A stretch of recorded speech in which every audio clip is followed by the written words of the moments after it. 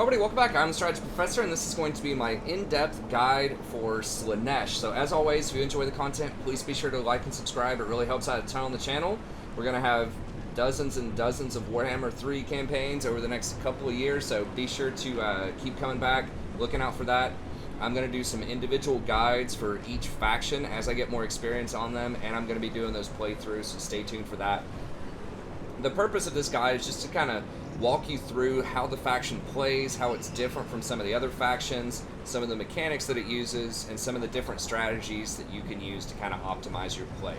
So I'm not going to be playing through any turns here. I'm just going to be walking through the things that I've learned and just try to give you some advice on what I think could be helpful and what some of the other possibilities are, and just kind of walk you through what I think some good early turn strategies might look like.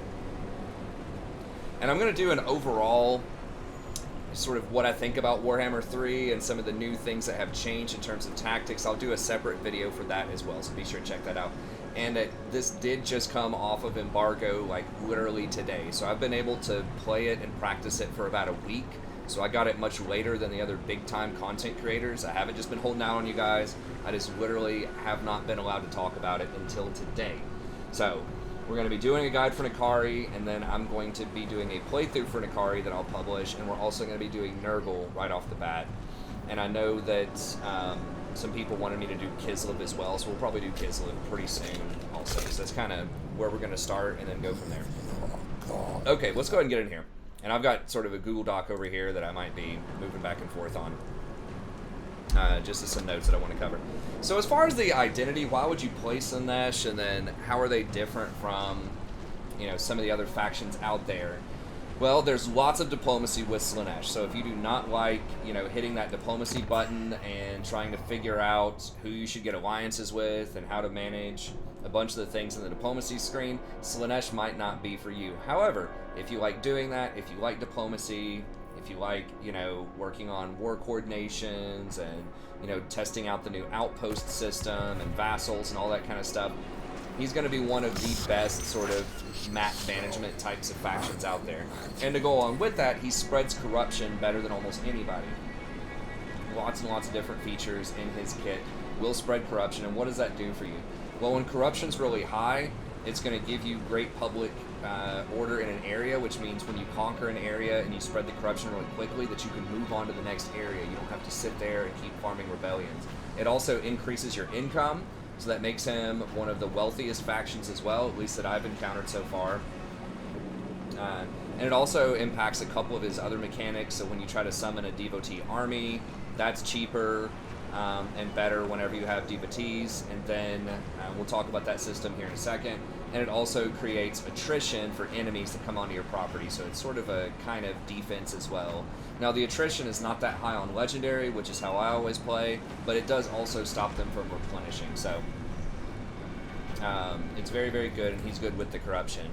Lots of global influence as well. Not only is his corruption high, but he has this 10-turn cooldown of proliferate cults, which puts 3 random cults across the map and anyone that could be seduced. We'll talk about seduction here in a second. But that gives him reach across the map to go ahead and start spreading corruption, potentially spawning armies over there. So he is really good at moving around the map and spreading that influence. So if you manage that well, then he is one of the best factions, I think, for a domination victory. Unlike someone like Khorne, who has really good fighting early on, Khorne has to burn the towns that he goes through, and it's really hard to afford multiple armies outside of just his one little region because he's so poor all the time, because you don't automatically colonize those towns, and even when you do, you don't have great money. So Khorne is good at dominating and fighting in kind of smaller areas of the map, but Slaanesh is good at playing the long con and really getting that influence and dominating the whole map early on. So he does have a top tier economy, and we'll talk about the buildings later on. But a couple of things that contribute to that. First of all, the bonus is 10% extra income to all the buildings. But then you also have something like this. When your control is actually below 50, it's 200 gold. In addition to only costing 500. And if you level it up all the way, it's only 500, 1,000, 1,500. That's 400 gold on a single building. And you have another building that increases all of your income in the local region by 20%.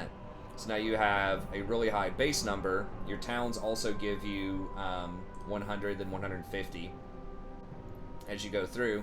But not only do you have a high base number, but you also have a high multiplier here with the 20% potentially. And you have the corruption giving it to you. And you also have some of these things over here, like this pleasurable act can give you an additional 20% in a region. So really, really good money management, and their buildings are extremely cheap, right? Like, it's only 450 for those tier 1 buildings. When you conquer new places, you can drop these in really cheaply if you need to, and all of these are only 500.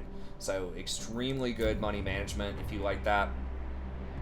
And just in general, as far as their combat goes, they are extremely fast, but they're very fragile and powerful units. They have really high armor piercing damage and really high movement speed, but their HP is often some of the lowest out there. So, for example, you know, even their top tier unit's only 7,200 right here. And I believe this is on extreme unit size. It's kind of the biggest unit sizes. But like these demonettes are only 6,500. These seekers of Slaanesh are only 5,700, and they only have 15 armor. Right, so they are very vulnerable, and a lot of times they have pretty low melee defense, not super low. But these demonettes, you know, only have 36 with 6,500 HP and only 5 armor. So, in other words, you do not want them to get bogged down in combat. You don't want them to sit there and just trade licks, you know, with anyone else out there. But the really high armor piercing damage means that you can, you know, charge in, do a ton of damage, and just completely melt highly armored units and then run out of there really quickly. So very, very agile. And the fact that they are so lightly armored, but yet also so fast, means that de facto they have really high vigor loss reduction. Like, you can run around the whole map with Nikari, like just do circles around the map, and he's almost never going to get winded. Right, and if he does, you can just run away, rest him somewhere, and he's good to go in like 10 or 15 seconds, back and fresh. So it's really, really good for these hit-and-run tactics, and that's something that a lot of other content creators, I think, really underestimate and don't emphasize, is just how big of a deal the vigor loss reduction is. Because when your unit's tired, not only does it move slowly, but you also lose melee attack, you lose armor, I think you lose melee defense, you lose a lot of really important stats. You lose leadership. So you do not want your units tired if you can at all help it. And Slaanesh is going to be the best at that. It's because they're not only fast, again, because there are armored things that are kind of fast, like really top tier, tier 4, tier 5 infantry, bear infantry with Kislev and stuff like that. You know, they're going to have like maybe 70 or 80 movement speed potentially, but they're going to get really tired after they charge in, and then they're not going to recover their vigor as fast either, so they're just going to be tired for the whole fight, which means they're going to be a lot less effective in combat. Okay, so that's kind of how they play. Let's talk about the devotee system, because I think this is probably the most unique and the most important system in the game. So basically you get these through most normal ways that you get special currency. You just pretty much win fights, some quests will give them to you, some buildings will give them to you, but it's really not enough to care about most of the time. Like in the capitals you can get this, which gives you, you know, a couple extra per turn if your control is positive, but you want your control to be negative, your public order to be negative, so you get more money. So you don't really like get a ton out of that. But where you do get this is whenever you get cultists, or any hero, but that's the only hero that you have right now. I guess you can use wizards if you want to do that, but you're not going to be able to get as many Aloruses. But whenever you spam an ability on an enemy army, then they get, if it's successful, then they get a Mark of Slaanesh. And what that'll do is that will increase your devotees by 5. And there's a technology you can get that makes it 30. So the best way to generate a lot of devotees is just to spam cultists as much as possible, and I'll walk you through how to do that here in a second. Spam as many cultists as you can, and then just affect every army you possibly can. So just you spam abilities on everyone across the whole map, and then pretty soon you'll get a ton of cultists you'll get a ton of devotees rolling in. You can use those devotees to make more cults. Those cults will make more cultists. You'll be spreading corruption everywhere.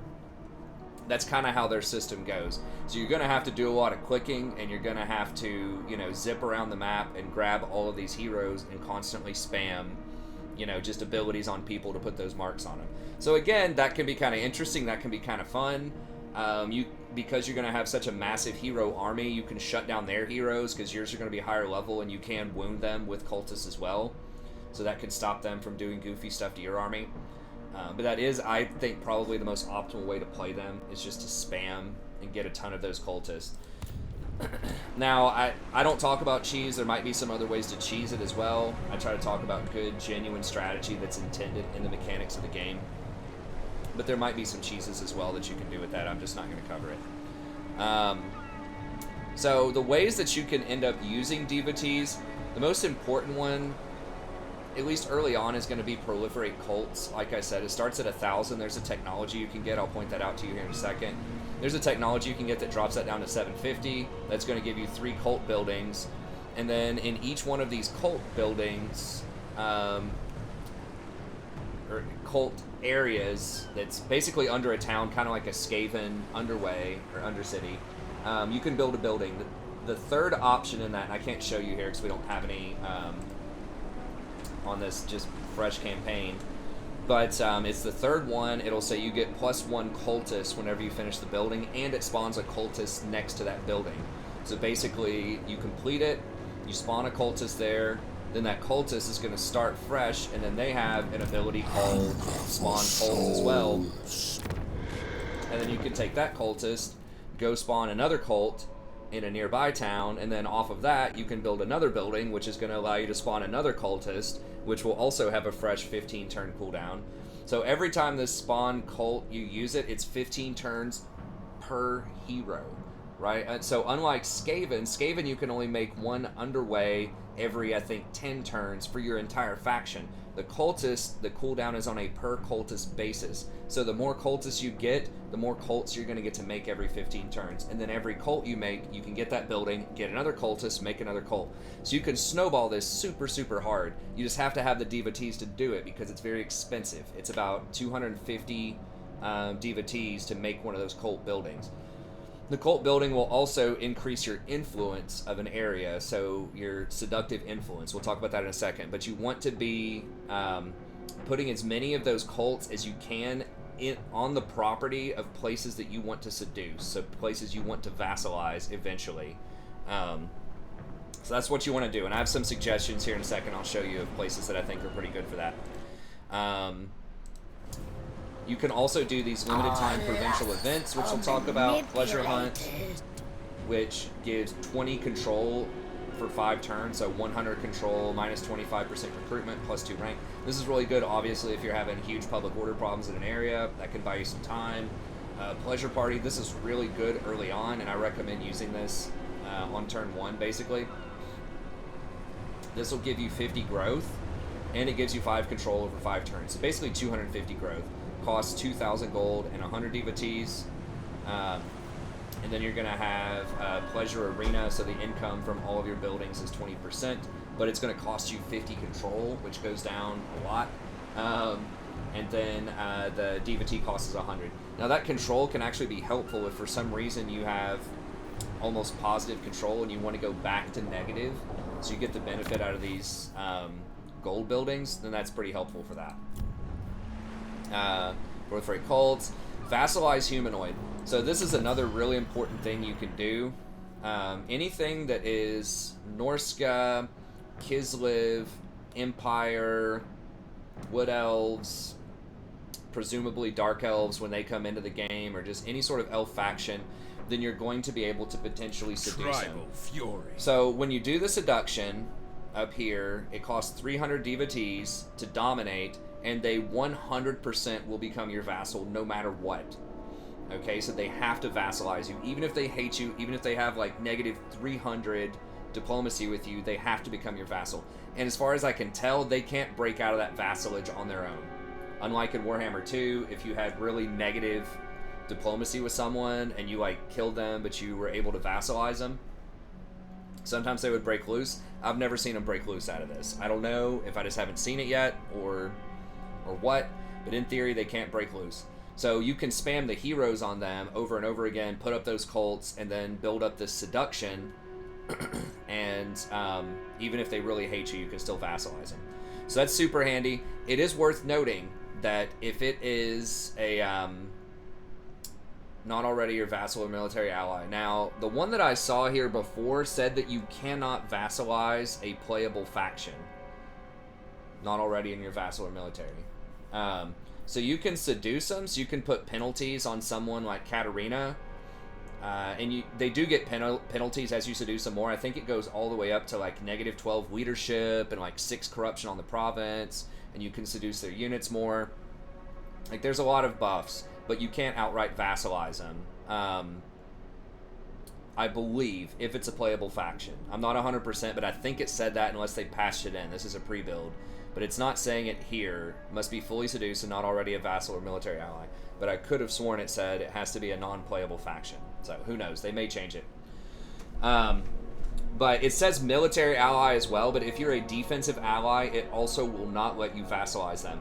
So whenever you do diplomacy with them, it does give you bonuses, right? So if I get a non-aggression agreement with one of these guys, it will increase their seduction, right? And you just have to get up to 150.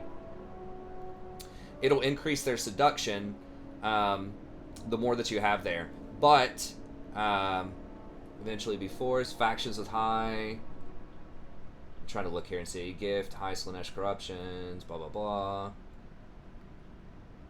Okay, you can also get Beastman faction. That's what it says there. So you want to try to anyone that you want to try to vassalize if you can, especially the Norskins. You know, try to get those non-aggressions, try to get military access, trade agreements, anything like that. Just be careful because if you pick defensive, you cannot vassalize them. You can break the defensive alliance and then vassalize them, but that's going to hurt your reliability with everybody else. And then once you vassalize them, they will pay you some amount of money. Now, most of the Norskins, it's pretty cheap. They don't make a lot of money, so you might only get like 200 gold per turn. So it's not as strong as if you outright own the province, because remember, Slaanesh is super rich with their buildings if you can protect it. So you probably can earn comfortably like 1,500, you know, in a 3 or 4 stack province once you get all your buildings going. But the vassalization can be helpful just to deal with an area and just make progress on the map. Also, they're able to build up armies and protect the area as well, versus you don't have to invest resources to protect an area. And once you get military alliances, you can do war coordination. You can borrow their army for a short time if you need to. You can force them to go attack somebody if you want to. You can set up a military outpost and recruit some of their units. I will say that was very uninspiring for me. I had a relationship with these Norskins forever, and I just could not recruit anything outside of basic marauders. In theory, it's possible, but they have to build the correct buildings in order to let you recruit from them using the military alliance. And it can only be up to tier 3 units, I believe. So it's kind of hit or miss, but the vassalization is nice to give you some of those options and just, you know, take care of that province and gain a little bit extra money. You know, the domination victory objective, I believe, I have to look and find it over there. There we go. You can do it through vassalization. So destroy or maintain through vassals or whatever. Okay. So that's really helpful. And then, so vassalize humanoid, 10 turn cooldown, cost 300, proliferate cults is 750 with the technology, 10 turn cooldown. Then you can spawn a disciple army. So it's 300, you have to have 10 units in your army, and I believe the province has to have at least 25 corruption. You don't get a lot of units at first, it's like maybe 7 or 8, but I don't know the exact mechanic, but if you have a higher level lord or more units in your army, or if it's more corrupt in the province, then you're going to get more units. So I made one early on in the campaign and only got like 7 or 8, but then later on in the campaign, when I was in a more corrupt place with a bigger army and a higher level lord, I got more units of a higher level of units. So I'm not sure exactly what determines that yet. But you can basically make that army. Now, it's 300 to bring it out, and I believe it's usually 20. The ones that I had, it was a 20 upkeep, so every turn it costs 20 disciples. But it does not cost gold. So you can make these disciple armies not cost gold and use them to go around and take things or to supplement your normal army. So that's really handy. Now they do take attrition over time, and they never heal up. They can never replenish. So they're going to be limited time. But those can be very helpful. Also, the cult buildings, or the cult areas, if you don't want to do the hero building, if you're already like, hey, I've got 15 cultists, I just want to do something else with these cults, then you can make a building where it's 250 disciples, and then the next turn it automatically will spawn one of those armies. So that's really handy if you want to save a little bit of disciples, and if you don't want to use the cooldown, or if it's just somewhere across the map, right? Like maybe you spawn, there's an undefended Cathay area over here, and then you just, you know, spawn a disciple army under a cult there, take it with the cult, and then build a lord there, and then just start globally recruiting in some units. So it's a good way to just get a foothold across the map if you want to, other than using the rifts, which you can also do. So that's super helpful. It's a 5-turn cooldown on the spawn. You have to have, like I said, at least 10 units in there and 25 corruption in the province to be able to do that. Okay, so the main way to optimize and play around this, as far as techs, you want to rush euphoric dominance as fast as possible. This lowers the cost of proliferating cults by 25%, which is huge. And as soon as you finish that, proliferate the cults. As soon as you get enough disciples, just take the disciples on almost everything in the early game. If they offer you at least a 20-to-1, just go ahead and take it, right? If you're paying 20 gold per disciple at the end of a battle or whenever you occupy a city, just go ahead and take it. Because you want to rush up to this as fast as possible and get that cooldown rolling. So take that, and then Mortal Lust is the other one over here. So this will give you 30 diplomacy with Warriors of Chaos, Beastmen, and Norska. Again, the higher your diplomatic relations, the more likely you can get these different agreements, and the more agreements you get, the faster you're going to be able to seduce them and turn them into your vassals.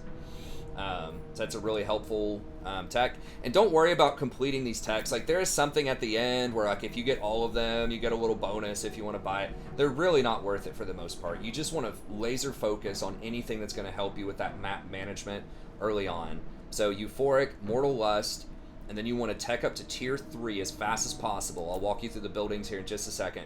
Tech up to tier 3 as fast as possible. Get this building right here. Okay, that's going to give you access to Exalted Demonettes, which is cool, but more than anything, it's going to unlock these techs. Okay, and the biggest one is Everlasting Gift.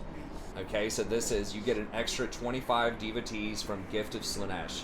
So you just spam heroes that you make from those cults, again, on any army you can find. It doesn't matter which army it is. It doesn't add corruption, it just adds devotees.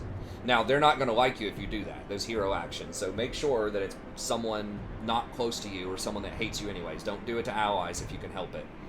But just spam it over and over and over again. And then when you do that, just level up the specialist that they have that'll lower the cost of spamming. Usually it's hinder replenishment with cultists. And that'll lower the cost by 40%, and then get this technology after Everlasting Gift, that'll lower it by another 20%, so you can get it down to 40% lower. And then after you finish Specialist, get the Corruption trait as fast as you can, just max out the Corruption. And then after that, it's whatever you want to do. I like to do Wound, just because you already have Specialist, and then that way you can kill any of their heroes that you want. That doesn't give you devotees, so unless the heroes are threatening you, unless they're trying to get rid of you, I probably wouldn't mess with them. Just keep spamming it and just getting as many of these devotees as possible, making new cults, making new cultists, spamming more devotees, all that kind of stuff. Now, a place can be too saturated in cultists, right? Because sometimes that mark will last more than one turn on them. I don't know the exact mechanic on why it lasts longer or why it only lasts one turn. I know if you put it on a faction leader, it tends to last longer. But just keep doing it as much as possible and keep getting that. So Intoxicating Heroism next, and then Spreading Perfection, I believe was the next one. Yes, so this will give the cultists an additional 1 corruption. Because you want that corruption maxed out as fast as possible in an area, because that's also going to increase how fast they get seduced. And then if you do want to, transition your cult over to a devotee army to take it, then you're already going to have the public order ready to go. Ready to conquer. And you can do that early on. You can just get a bunch of heroes by spamming the cults, getting the heroes, and then later on you can sell the cult building for 150 gold and then build another one there, because the cult will still be there. Just build another one for 250 if you want to, turn it into a devotee army. So that's a really good pattern to do. in the early game. As far as skills go, what I recommend early on, and especially as it pertains to devotees, let me imbibe your essence. Is you want to rush Slaves of Excess as fast as possible. That's going to give you more people captured, more devotees. I think you should get Corruption after that, because I'm going to recommend, we'll talk about here in a second, but going down to Empire lands as fast as possible and just get that Corruption going. They're a pretty easy target, pretty valuable. Draft Master is okay, and then over here it's kind of your choice. Drawn to Decadence is good. Lower that upkeep, that's always nice. Lightning Strike has been changed. It requires 3 points to do the old school Lightning Strike, and your army loses vigor, but obviously that's really good if they're spamming a ton of 20 stacks on you. That can be very helpful. But even if you don't do the special Lightning Strike army, it still stops reinforcements or delays them by 50%, which can be helpful. And then the unique one over here is your Seduce unit's budget is up by 50%, which is massive. So how this works is whenever you go fight an army, you can click on any of their non-hero, non-lord units, and there is a price next to that unit. You can pay that price for a one-time deal to put that unit into your army for that battle. So you don't keep that unit permanently, but you get it for the battle, and they lose it, right? And typically you can only afford like maybe one kind of higher level unit, mid to high tier unit, or maybe 2 junk units out of there. So you can't get a lot, but you can strategically take, you know, like a mortar away from them, or a really good halberd infantry that they have, or a really good cavalry. Whatever is going to pose the biggest threat to you, you can take that away.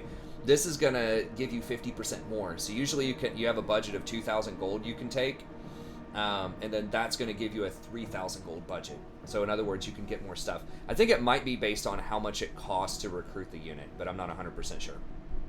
And then Fear of Renown is good. But the main thing you're looking for is this, because that's going to allow you to run less units in your army, because if you run into trouble, you can just seduce some of their units. And then the other things are just going to help you out with that strategy overall. So yeah, I mentioned Proliferate Cults, Spam Hinder Replenishment, Max Specialist Corruption Wounds, create a new cult every 15 turns. Okay, so a couple of the places I recommend that are pretty good, if you can get a cult placed over in Cathay, and it is kind of random, but if you get one over in Cathay, start looking towards this yellow faction in the middle. It's like Defenders or something or other. It's not a playable faction, but they usually get a lot of properties. They have 5 or 6 properties. Just start putting cults everywhere, and then eventually just try to seduce them. So I think they're a pretty good target and get a nice little foothold in Cathay. But again, I don't believe you can seduce the main Cathay Lords unless they changed it. But the yellow ones are still pretty good. Another option is you can start seducing everything in the Empire, which are all going to be vulnerable to it, everything except for the Kislev Lords. So that's pretty handy. Obviously, you can seduce Norskins if you want. Usually you can get them off of just diplomacy, so you don't need to spend a ton of time making cults over there if you don't want to. But getting down here and seducing and spreading corruption is really handy. And then when the rifts come in, you can rift down here where you already have all this corruption, so when you start conquering, you can just burn through it a lot faster. The other option is just try to full-on vassalize these, which can take a while, and then just go over to the Darklands and start conquering all of this stuff. Because you can't vassalize these guys. It doesn't work on greenskins, undead, ogres, that type of stuff. It only works, again, on humanoids and elves. So if you want to go full vassal, you can. It just takes a lot longer. And I think that this place is not as profitable as this place. It just feels like the density of towns is much worse. Like, you have to run a long ways between some of these towns. And mountains aren't, like, great for you. They're yellow. So, again, I would probably just try to conquer the humans, vassalize the Norskins, just use your military or your diplomatic prowess to deal with these demons if you can. Fight a couple of them, but just kind of, you know, get non-aggressions with the rest of them. Wipe the humans, wipe Kislev, and just vassalize almost everybody else. Okay. Okay, so vassals offer you money, but it's a much lower rate than actually conquering the places. Mention the vassalization. Can't vassalize defensive plus. Mention that. High seduction. If a place has really high seduction, even if you don't vassalize them, they're going to have lower leadership. You're going to get reduced cost, I believe, to seduce their units. It's It's going to be higher corruption in the area, which is going to give them attrition. It's going to give you extra public order when you take it. And if you have those cults there, you can use those cults to spawn supportive devotee armies, which is very handy. And when those armies spawn, they can move on the first turn, unlike Khorne. So you can spawn one and immediately have it come and help support you for a siege. So really, really good. Okay, next couple of things. We got to call it a day here. Diplomacy affects it. You can pay gold to get people to get seduction. Now, it's not a great rate, but depending on how rich you are, then you can actually just throw gold at people just as gifts, and it will bump up your seduction. It depends on who it is, and there's a lot of different, calculus that goes on with that. But I tested out with Cathay, and like if I gave a large or a medium gift of like 3,000 gold, it was giving me like 45 seduction or something, and I needed like 300 because Cathay was more resistant to it. So you could try it out on your own, but just know that if you give them gifts, you throw them money, it not only helps your diplomacy, but gives you a one-time boost in seduction. But you got to keep it up. So it can cost quite a bit of money, but that is an option if you do manage your money really well. Let's see. As far as money management goes, I already went over a lot of this. The blue tech tree, where you get the extra devotees and all that stuff, just get all of the upkeep reduction there. It's huge because, again, the more upkeep reduction you have and the more money you can save, you can use that to throw at people in diplomacy to take over more properties. So you want to save as much money as you can. Throw Dance and Lavish in every town and keep your control under 50.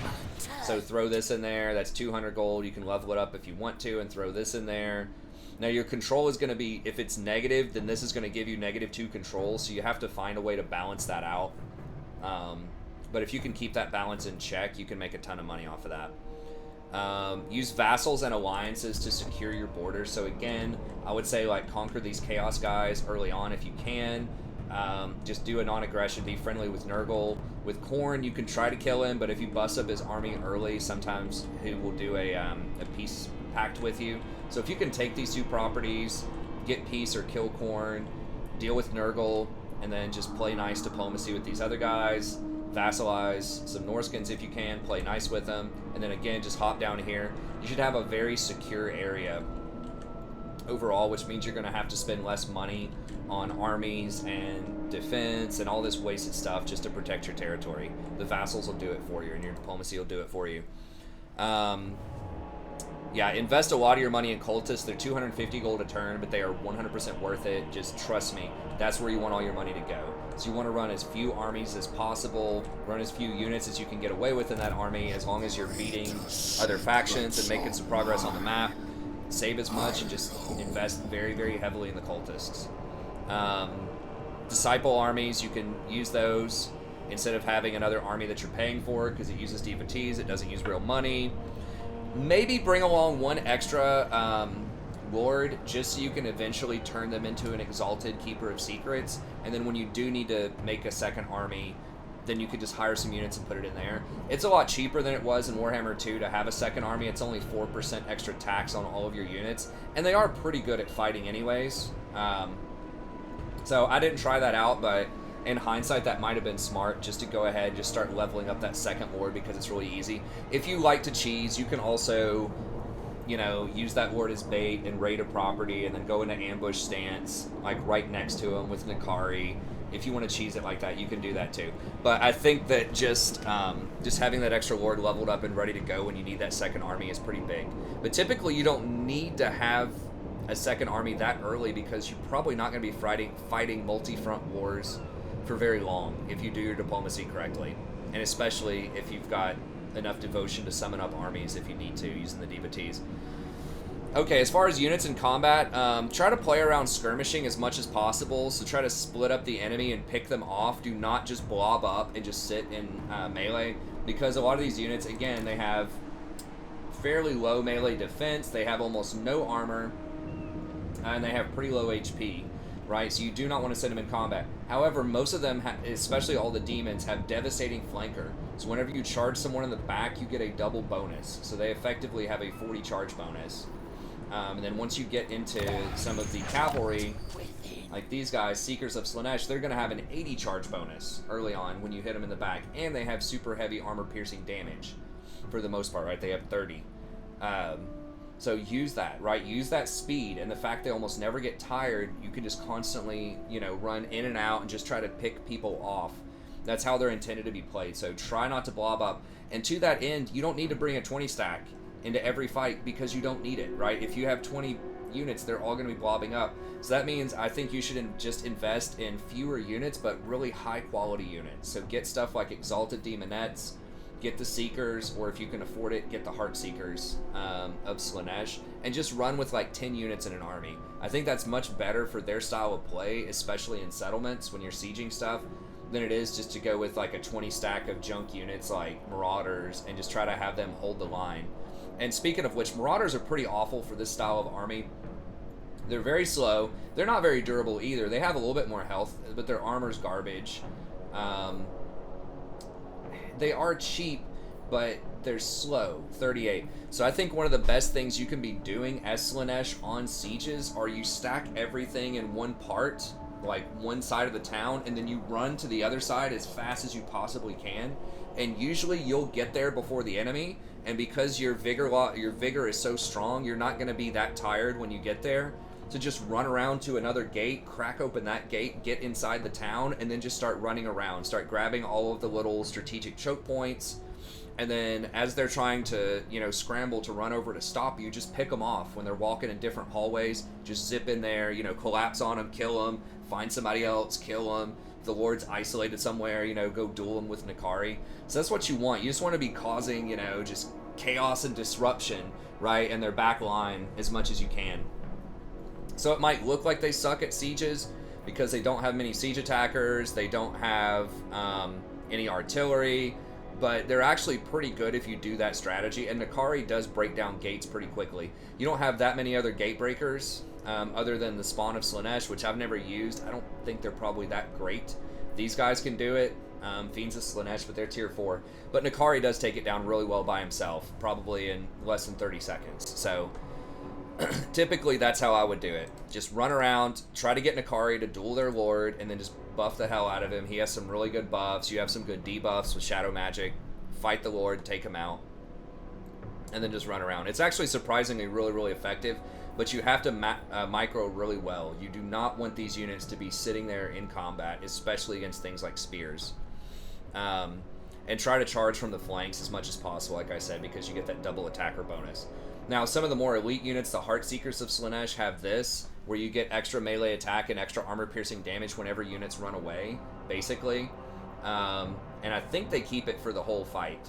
So, again, if you're skirmishing and making people run, picking them off one at a time, they're going to continue to get stronger and stronger and stronger throughout the fight. So you want that. Only the Heart Seekers have that, and the Exalted Demonettes. So they are very good. Again, go for quality over quantity on these things. And remember, if you run into trouble, like if you have a 10 stack and they hit you up with a 20 stack of crazy units, you can always steal like 2 or 3 of their really good units as well and kind of even up the odds, make it 13 to 17. So it's not as risky as it seems a lot of the times. Although you can get in trouble if you know, push the envelope too much. I would say all of these are really good. I would get just mostly like these Hellstriders are very good against infantry. These are pretty good against large. The Furies are kind of trash, I think. But I would just skip these, just get a handful of Demonettes, like 3 or 4 of these, and then just get like 6, 7, 8, something like that of these Hell Scourges. They're cheap, they're very effective, they're fast. They're just going to be really strong units. And every time you kill stuff, you're getting a higher charge bonus, you're getting more damage resistance, all kinds of good stuff. Now, they're not demons, so they don't have the physical resist, and they don't have the bonus charge. The double charge bonus, it has to be the demons for that. So you really want to try to get to these tier 3. But these guys are really good in the early game. So yeah, I would just run a stack of like 12 or just however few you can get away with, just a handful of demonettes. Because remember, you don't want to use those as a front line and then have the cavalry charge. You want everything skirmishing most of the time. Okay, because the demonettes also get a charge bonus from charging from behind. So the cavalry are amazing. That's a really cheap tree. I would just sell this like as soon as you can. and just get the cavalry tree basically, and just a bunch of these utility buildings. Chariots are garbage. I hate them. I mean, maybe they're pretty good, but like it just feels like they just do not do enough damage. They get caught up. They're pretty light in combat, so they can get trapped. I don't know. Maybe they're okay, but I think the cavalry is just infinitely better in my experience. So yeah, try to get to the Exalted Demons and Heart Seekers if you can. If you don't want to go all the way up to tier 4, just at least get the Seekers and just maybe some Exalted. I would rather have like 3 Exalted than probably 6 normal Demonettes. Because again, in cities, if you have 20 units, it's really hard not to blob up because you're just going to have so much mass that you need to move around. So just being more agile with more elite units, I think is a better strategy in a lot of situations. Okay, last little bit, then I got to get out of here. Magic, I think that Shadow Magic is where you want to be. The new Magic is okay, but Shadow got some significant buffs, and I think it makes it one of the better schools in the game. So, Melkoth's Mystifying Miasma. If you look up the stats on all the other spells, and I'm not going to do it right now because I don't want this to be like a 2-hour video, but this number is quite high, right? It lasts for 14 seconds, and to a single unit does, on average, somewhere in the neighborhood of like 190 to 100 damage. So this is 1,000-something damage to a single unit, which is a lot. If you look at, just by comparison, Spirit Leech, for example. Now this is a single target, but this is like half the damage, right, over 13 seconds, and it costs more. So this is good against a single target, a single character, but it just really doesn't put out that much damage. So Lord of Shadows is better. Like, you don't want to use it on a Lord, but you're already good at fighting that with N'Kari. This is going to be way better early on at just spamming on problematic things, right, like spears, halberds, stuff like that. Enfeebling Foe is quite good. It's really cheap, and this is going to just make N'Kari slaughter them by lowering their melee defense. He's just going to carve them up. So that's really good. This is surprisingly very, very strong. Again, look at how much damage most wind spells do, and this does more. It does a lot in the early game, and it's armor piercing, and it's magic damage, so it's going to ignore all that physical resist of other demons. So what the AI likes to do a lot of time is, set up in these nice straight lines everywhere, and this will just completely delete like 2 to 3 packed up infantry units, even heavily armored infantry units. This is a very, very strong spell that's really, really good, especially in those city fights where people are clumping up or the enemy is just standing in straight lines out on the battlefield. It's very good. And then Occam's Mind Razor, they lowered the cost on this by an insane amount. It used to be like 20 magic. I think overcasted, it's something like 13 now, and it can affect your entire army in like a 35 radius if you overcast it, and it lasts 32 seconds. Increases their damage by 50%. So when you charge in there with your units, and they get that, 80 charge bonus, which affects their melee attack and their actual damage, and you hit them with this, it's going to be 50% on top of the charge bonus, including the charge bonus. They're going to instantly, just delete everything if you get really good charges and then stack this on top of it. So it's a phenomenally powerful spell, given that you have really high armor piercing damage in your army. Again, it makes them magical. Most of your demons have magic damage anyways, but in case they don't, it's going to cut through physical resist really good. Pit of Shades, a little disappointing. It's only 5 damage per second. If everyone groups up, it's okay, but again, this is 5 damage per second. This is 72 damage per second. So most of the time you want to use this. Unless you have them all blobbed up and you can hit a ton of people with Pit of Shades, but again, you don't want them all blobbed up. So usually Pendulum's going to be better. But yeah, really, really good Shadow Magic early on. Then in the early turns, and then we'll just call it a video here, because again, I don't want this to be forever. It's just kind of an introductory guide. I would pop Pleasure Party immediately. So pop Pleasure Party, the reason you're doing this is that you maximize your growth. As soon as you expand every single town, get rid of whatever they have, put a growth building in there, put a growth building here, just growth, growth, growth everywhere. I guess your first priority is actually getting a cavalry building, so get that one here. Ditch the Marauder building, get a growth building. And just do everything you possibly can to boost up your growth. Go ahead and pop this early on. It's going to hurt your army a little bit, but it gives you extra campaign movement range and extra damage in combat. It's worth it, trust me. Every time this is up, you want to be using it. And then in here, again, you're just rushing up to here, and then you're trying to get this Temple of Decadence ASAP for the technology. And then if you want to get some demonettes, that's good too. And you want to tech this up, get seekers, and just take the few turns, grab some seekers, grab some demonettes, some exalted demonettes, and start going crazy. Okay, so rush tier 3 seekers exalted. The techs that you're looking for, again, that you want to get are euphoric dominance. As soon as you complete this, pop proliferate cults. So on turn 7 or whatever, pop the proliferate. Rush tier 3. Just start spamming cultists and marks. Get your diplomacy up. Start doing treaties with all of the Norskins as much as you can. Don't get defensive alliance if you want to seduce them. Bjornling is often a really good seduction target early on because they usually have 4 towns and they're fairly protected. They're out on this peninsula, so that's usually a good early target. I would say obviously complete your main province, but then also take the area below you. I made the mistake of trying to vassalize them, which is okay, but you make way more money if you just take them out and just take this property. It's very well protected. It's on the edge of the map. And that's another thing about Slaanesh, at least on this map. Obviously in Immortal Empires, the big map, it's going to be different, but this one, you're very well protected early on. Either kill Khorne, like I said, or get peace with them and get non-aggressions with these guys. And then as soon as the Rift becomes available on turn 30 or so, take the Rift. I don't think you should go to one of the realms. You can if you want to on the first one, and then come down here and just start massacring and taking over this place as much as you can. That's kind of the early game plan.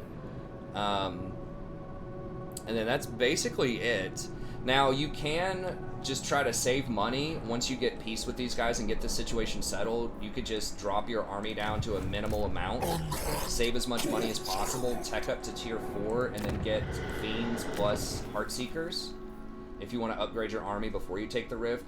Or you can just, YOLO it and just go for the money and just start putting in your Dance of Dreams, your Lavish Ciboriums, and just go down there with the tier 3 units. So it's up to you. I went down with the tier 3, but I think that just going for the tier 4 and just saving a ton of money might be worth it, because the Heartseekers look really, really strong. And just take, like I said, like 10 to 12 units down there with you. You don't want or need a full 20 stack. And a good place to kind of come in, again, is somewhere around Altdorf. Start taking care of this stuff. Wherever you can get a lot of corruption with your cults, if you get a couple of cult spawns down there is good. But yeah, either take Marienburg, grab all those ports, or Altdorf, just get all the port towns, start establishing a foothold, and then that puts you in a good place to challenge Katarina at some point. But anyways, that's going to be it for this video. Thank you very much. Hopefully you enjoyed it. Be sure to like and subscribe if you did. And watch my playthrough. I'll start publishing that later today, and then stay tuned for an upcoming Nurgle guide, Nurgle playthrough, and then we're going to do Kislev fairly soon as well. So thanks, have a good day, be sure to like and subscribe, and I'll see you next time.